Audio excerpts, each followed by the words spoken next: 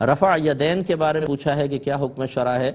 رفع یدین کے مطلب ویسے رفع یدین دونوں ہاتھوں کو اٹھانا، تو یہ صرف ہمارے فقہ حنفی میں جب تکبیر تحریمہ ہوتی ہے پہلے جو تکبیر لگاتے ہیں اس میں کانوں تک ہاتھ اٹھاتے ہیں، یا دعائے قنوت پڑھنے کے لیے تکبیر لگائی جاتی ہے، یا جو مطلب عیدین کی نمازیں ہیں اس میں تکبیریں ہوتی ہیں تو رفع یدین کرتے ہیں۔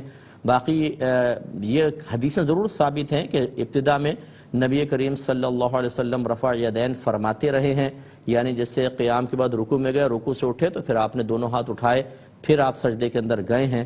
تو جیسے امام شافعی کے پیروکار ایسا ہی کرتے ہیں، لیکن ہمارے احناف کے نزدیک یہ حدیثیں منسوخ ہو چکی ہیں۔ حضرت عبداللہ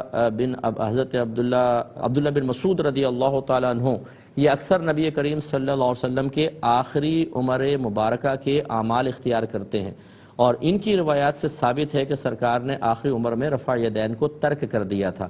اور امام اعظم ابو حنیفہ رضی اللہ تعالیٰ عنہ فقہی معاملے میں عبداللہ بن مسعود رضی اللہ تعالیٰ عنہ کی حدیثوں پر عامل ہے، لہٰذا ہم رفع یدین نہیں کریں گے۔ لیکن اگر کوئی کرتا ہے رفع یدین تو ٹھیک ہے، آپ اس پہ طنز نہ کریں، وہ اپنی دلیل سے کر رہا ہے، لیکن مسئلہ یہ جو نہیں کر رہا اس کو برا بھلا کہنا۔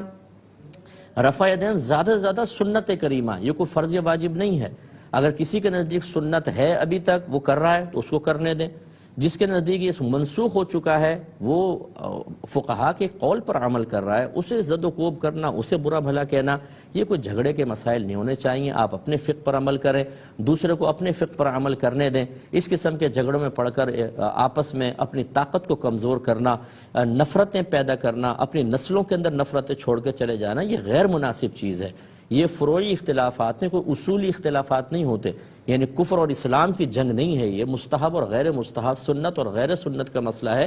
ان میں نرمی اور آسانی ہے، جو جس امام کو فالو کرتا ہے وہ اس کے مطابق عمل کرے، دوسرے کو اس پہ طنز کرنے یا اس پہ تنقید کرنے کا حق حاصل نہیں ہوتا ہے۔